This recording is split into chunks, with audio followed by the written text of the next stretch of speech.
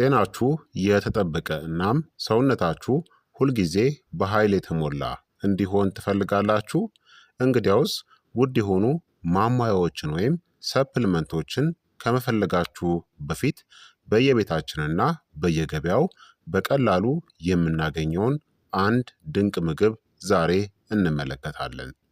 አይብ ተራ የወተት ተዋጽኦ ብቻ ሊመስል ይችላል።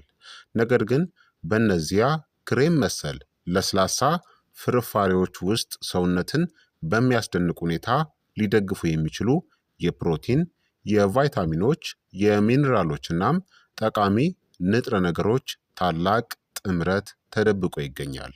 ይህ ድንቅ ምግብ ጠንካራ ጡንቻን ከመገንባት ጀምሮ የሰውነትን ክብደት በአግባቡ ለመቆጣጠር እስከ መርዳት ድረስ አብዛኛው ሰው ከሚያስበው በላይ እጅግ ሰፊ ጥቅምን ይሰጣል።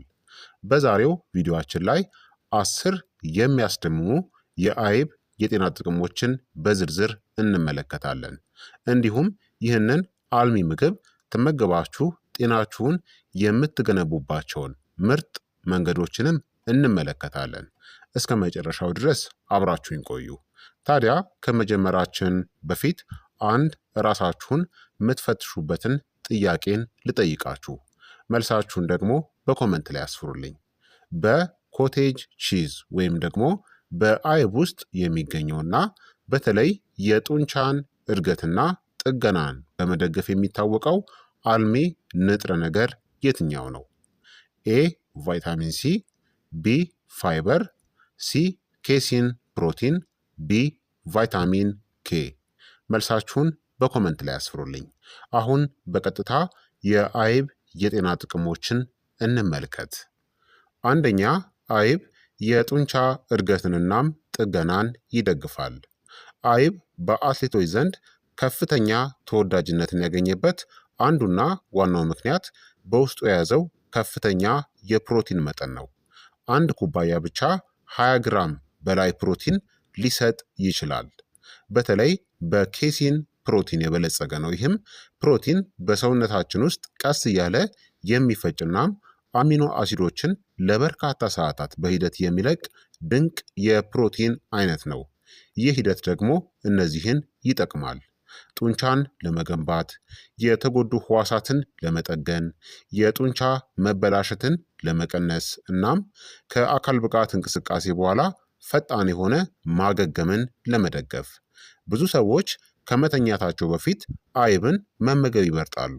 ምክንያቱም ይህ ቀስ ብሎ የሚለቀቀው ፕሮቲን ሌሊቱን ሙሉ ጡንቻዎቻችን ሳይራቡ በምግብ እንዲታነጹ ስለሚያደርግ ነው።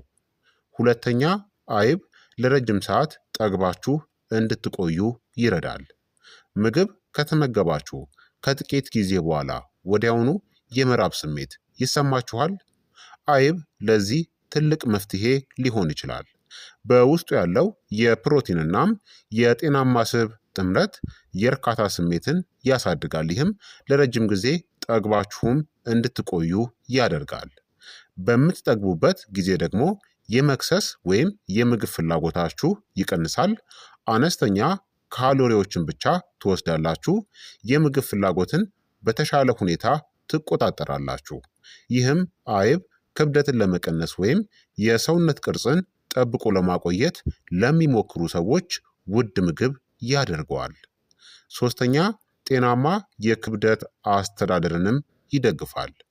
አይብ የፕሮቲን መጠኑ ከፍተኛ ቢሆንም የካሎሪ መጠኑ ግን በአንጻራዊ ሁኔታ ዝቅተኛ በመሆኑ ለክብደት ቁጥጥር እቅድ ግሩም ተጨማሪ ምግብ ነው። ፕሮቲን ምግብ በሚፈጭበት ጊዜ ሰውነታችን ካሎሪን የማቃጠል ብቃቱን ይጨምራል።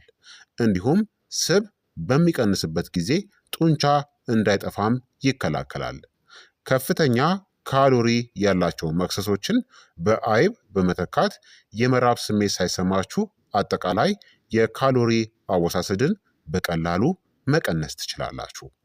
አራተኛ፣ አጥንትን እናም ጥርስንም ያጠናክራል። አጥንቶቻችን ከካልሲየም በላይ ብዙ ነገሮችን ይፈልጋሉ።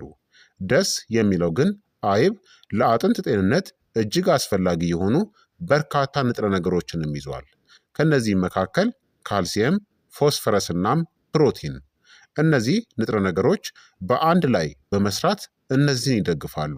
ጠንካራ አጥንትን መገንባት፣ ጤናማ ጥርስ እንዲኖረን ማድረግ፣ ከእድሜ መጨመር ጋር ተያይዞ የሚመጣውን የአጥንት መሳሳት አደጋን መቀነስ።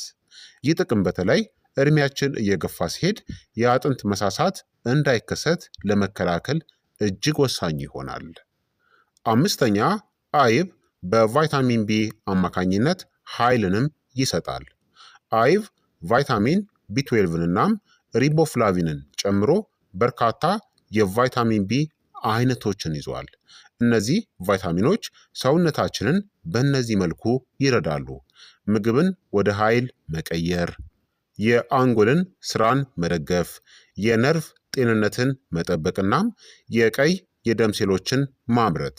በቂ ቫይታሚን ቢ መጠን በሰውነታችን ውስጥ ከሌለ ድካምናም የኃይል ማጣት ስሜት በተደጋጋሚ ሊከሰት ይችላል። ስድስተኛ ጤናማ የሜታቦሊዝም ወይም የምግብ መፈጨት ስርዓትን ይደግፋል። እንደ አይብ ያሉ በፕሮቲን የበለጸጉ ምግቦች ወይም ደግሞ ሪፋይንድ ካርቦሃይድሬትስ ከምንላቸው ከተቀነባበሩ ካርቦሃይድሬትሶች ይልቅ ለመፈጨት ከፍተኛ ኃይልን ይፈልጋሉ። ይህ ሂደት በሳይንሱ የምግብ የሙቀት ውጤት በመባል ይታወቃል። ቴርሚክ ኢፌክት ኦፍ ፉድ እንለዋለን። በፕሮቲን የበለጸገ ምግብ መመገብ ሰውነታችን ካሎሪን የማቃጠል ብቃቱን ለጊዜው ከፍ እንዲል ያደርገዋል። እንዲሁም የሜታቦሊዝምን ጤንነትን ይደግፋል። ከመደበኛ የአካል ብቃት እንቅስቃሴ እናም ከተመጣጠነ ምግብ ጋር ሲዋሃድ አይብ የጤናማ የአኗኗር ዘይቤ ዋነኛ አካል ሊሆን ይችላል። ሰባተኛ ጤናማ የደም ስኳር መጠንንም ለመጠበቅ ይረዳል። ጣፋጭ መክሰሶችናም ከተቀነባበሩ ካርቦሃይድሬትሶች በተለየ መልኩ አይብ በደም ስኳር ላይ ያለው ተጽዕኖ በጣም አነስተኛ ነው።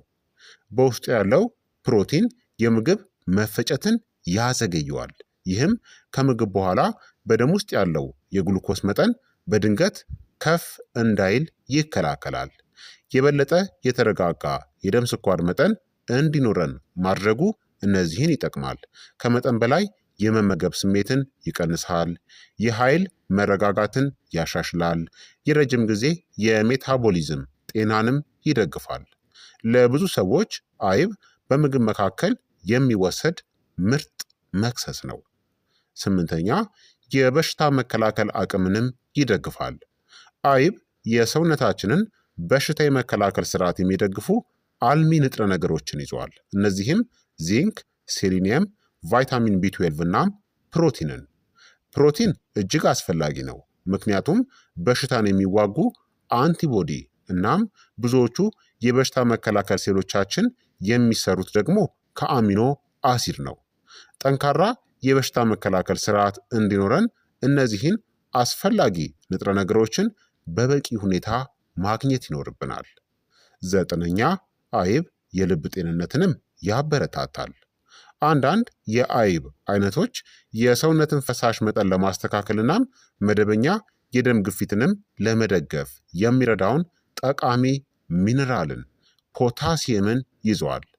ፖታሲየም በምግባችን ውስጥ የሚገኘውን ከመጠን በላይ የሶዲየም ወይም የጨው ተጽዕኖን በመቋቋም ይሰራል። ለልባችሁ ጤንነት ሲባል በተቻለ መጠን አነስተኛ የሶዲየም ወይም ጨው ያላቸውን አይነቶችን ምረጡ። እንዲሁም ከፍራፍሬዎች ከአትክልቶችናም ከጥራጥሬዎች ጋር አዋህዳችሁ ተመገቡ። አስረኛ የእንቅልፍ ጥራትንም ያሻሽላል። ብዙ ሰው የማያውቀው አስገራሚ ጥቅም ይሄውላችሁ። አይብ የኬሲን ፕሮቲን እናም ትሪፕቶፋን የተባለውን አሚኖ አሲድን ስለያዘ ብዙ ሰዎች ምሽት ላይ የሚወሰድ አርኪ መክሰስ ሆኖ ያገኙታል። ትሪፕቶፋን ሰውነታችን እነዚህን ሆርሞኖችን እንዲያመርት ይረዳል። ሴሮቶኒን እናም ሜላቶኒን የምንላቸውን እነዚህ ውህዶች የእንቅልፍ ስርዓትን በመቆጣጠር ረገድ ትልቅ ሚናን ይጫወታሉ። ምንም እንኳን አይብ ራሱ የእንቅልፍ መድኃኒት ባይሆንም በምሽት መክሰስ ውስጥ ማካተት የተሻለ የሌሊት እረፍትን ሊደግፍ ይችላል ማለት ነው። ታዲያ አይብን በጤናማ መንገድ እንዴት መመገብ እንደምንችል ደግሞ ልንገራችሁ። የመጀመሪያው ከአትክልቶች ጋር በሰላጣ ውስጥ በማድረግ መጠቀም ይቻላል። ከተከተፈ ቲማቲም፣ ኪያር፣ ቃሪያናም ጥቁር አዝሙድ ጋር በመቀላቀል በቫይታሚን የበለጸገ ሰላጣን መስራት ይቻላል። አይብንም አካታችሁ። እንዲሁም ከፍራፍሬዎች ጋር እንደ አቮካዶ፣ ሙዝ ወይም ደግሞ ስትሮበሪ ወይም እንጆሪ ካሉ ፍራፍሬዎች ጋር በመቀላቀል ለቁርስ ወይም ለቀላል መክሰስ መጠቀም ይቻላል። እንዲሁም አይብን በተለምዶ እንደምንጠቀመው ከባህላዊ ምግቦች ጋር ከጎመን፣ ከክትፎ ወይም ደግሞ ከቆጮ ጋር አብሮ መመገብ የተለመደ እናም ሚዛናዊ ምግብ ያደርገዋል። ታዲያ ክትፎን በምትጠቀሙበት ጊዜ የምትወስዱትን መጠን መመጠን ያስፈልጋል። አለበለዛ ጉዳቱ ያመዝናል። ታዲያ በቀን እናም ለጀማሪዎች ደግሞ ምን ያክል መጠቀም እንደሚቻል እንመልከት። ለአዋቂ ሰው የቀን መጠን በቀን ከ1 እስከ 2 ኩባያ ወይም ከ200 እስከ 400 ግራም አይብ መጠቀም ይቻላል። ይህ መጠን በቂ ፕሮቲንናም ካልሲየምን ይሰጣል። ለጀማሪዎች ደግሞ ሆዳችን ወይም ጨጓራችን ወይም የምግብ መፈጨት ስርዓታችን በቀላሉ እንዲላመደው በትንሽ መጠን መጀመር፣ በቀን በግማሽ ኩባያ ወይም በ100 ግራም መጀመር፣ ቀስ በቀስ ከዛም መጠኑን ማሳደግ ይቻላል። ታዲያ ለስንት ጊዜ መጠቀም ይቻላል ካላችሁ፣ ምንም አይነት የጤና እክል ወይም አለርጂ ከሌለብን አይብን በየቀኑ ዘወትር በአመጋገባችን ውስጥ ማካተት እንችላለን። ታዲያ ለልጆች እናም የአጠቃቀም መጠኑን ደግሞ ልንገራችሁ። ልጆች መጠቀም ይችላሉ ወይ የሚለውን። ልጆች አይብን መመገብ ይችላሉ።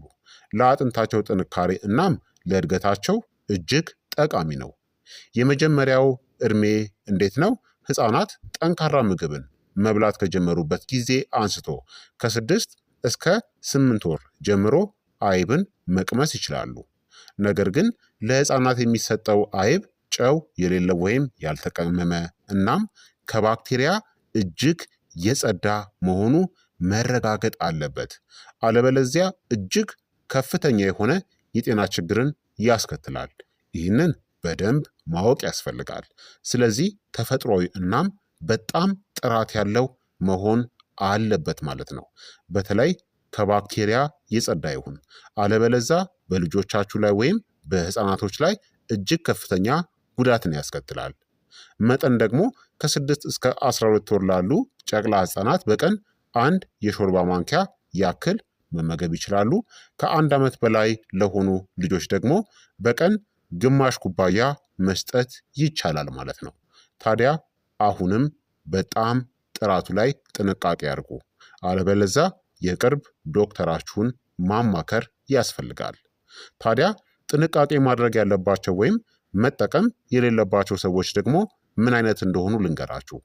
አይብ ለብዙሃኑ ጤናማ ቢሆንም አንዳንድ ሰዎች ደግሞ ጥንቃቄ ማድረግ ወይም ደግሞ ሙሉ በሙሉ መተው ይኖርባቸዋል። አንደኛ የላክቶስ አለመስማማት ላክቶስ ኢንቶለራንስ ያለባቸው ናቸው። አይብ ከወተት ስለሚሰራ ላክቶስ የተባለውን ስኳርን መሸከም የማይችሉ ሰዎች ላይ የሆድ መነፋት፣ ጋዝ ወይም ደግሞ ተቅማጥን ሊያስከትል ይችላል። ሁለተኛ ደግሞ የወተት አለርጂ ያለባቸው ናቸው። በወተቱ ውስጥ ላለው ፕሮቲን አለርጂ ያለባቸው ሰዎች አይብን በፍጹም መመገብ የለባቸውም። ሶስተኛ የኩላሊት ህመም ያለባቸው ናቸው። አይብ ከፍተኛ የፕሮቲን እናም የፎስፈረስ መጠን ስላለው የኩላሊት ስራቸው ለቀነሰ ሰዎች ጫና ሊፈጥር ስለሚችል በሐኪም ምክር ብቻ መጠቀም ይኖርባቸዋል። አራተኛ ደግሞ የደም ግፊት ያለባቸው ሰዎች ጥንቃቄ ሊያደርጉ ይገባል። አንዳንድ በፋብሪካ የሚዘጋጁ የአይብ አይነቶች ከፍተኛ የጨው ወይም የሶዲየም መጠን ሊኖራቸው ስለሚችል ጨው የሌለው ወይም የቀነሰውን መምረጥ ያስፈልጋል። ተፈጥሯዊ የሆነውን ተጠቀሙ። ታዲያ ዋና ማሳሰቢያን ልንገራችሁ። በቤት ውስጥ የሚዘጋጅ አይብ ከሆነ ወተቱ በደንብ መፍላቱን ወይም ፓስቸራይዝድ መሆኑን ማረጋገጥ ያስፈልጋል። ካልሆነ ግን ብሩሴሎሲስ የተባለውን ከእንስሳት ወደ ሰው የሚተላለፍ የባክቴሪያ በሽታን ሊያመጣ ስለሚችል ለጽዳቱ እጅግ በጣም ከፍተኛ ጥንቃቄ ማድረግ ያስፈልጋል ማለት ነው። በተቻለ መጠን ደግሞ ጨው ያልበዛባቸውን ምረጡ። እንዲሁም ሰው ሰራሽ ስኳር ከተጨመረባቸው የወተት ተዋጽኦዎች መቆጠብ ያስፈልጋል። በአጠቃላይ አይብ ከተራ የወተት ምርትነት በላይ ብዙ ጥቅም ያለው ድንቅ የሆነ ምግብ ነው። ይህ አስደናቂ የፕሮቲን፣ የካልሲየም፣ የቪታሚኖችናም የሚኒራሎች ጥምረት ደግሞ ጡንቻን ለመገንባት፣ ለረጅም ጊዜ ጠግባችሁ እንድትቆዩ ለማድረግ፣ የክብደት መጠንን ለመቆጣጠር ወይም ለመደገፍ፣ አጥንቶቻችንን ለማጠናከር፣ የኃይል ምርትን ለመጨመር፣ ሜታቦሊዝምን ለመደገፍ፣ የደም ስኳርን ለመቆጣጠር ለማገዝ፣ በሽታ የመከላከል አቅምን ለማጠናከር፣ የልብ ጤንነትን ለማሻሻልናም ሰላማዊ እንቅልፍንም ለመደገፍ ይረዳል። ይህንን ምግብ በየሳምንቱ በምግባችሁ ውስጥ ማካተት ከፍተኛ ጥራት ያለው አልሚ ምግብን ወደ ሰውነታችሁ የምታስገቡበት ቀላሉ መንገድ ነው ማለት ነው። ታዲያ ይህንን ቪዲዮ ከወደዳችሁትና ከተማራችሁበት ይህንን ቪዲዮ ላይክ እና ሼር በማድረግ ለሌሎችም ማስተማራችሁን በፍጹም እንዳትዘነጉ። ለቻናሉ ደግሞ አዲስ ከሆናችሁ ሰብስክራይብ አድርጋችሁ ሌሎች የጤና መረጃዎች እንዲደርሷችሁ የደውል ምልክቷን መጫናችሁን አትዘንጉ። ስለተመለከታችሁኝ እጅግ አመሰግናለሁኝ። በቀጣይ የጤና ትምህርት እስከምንገናኝ እኔንም እናንተንም ቸር ያቆየን። መልካም ጊዜ፣ መልካም ቆይታ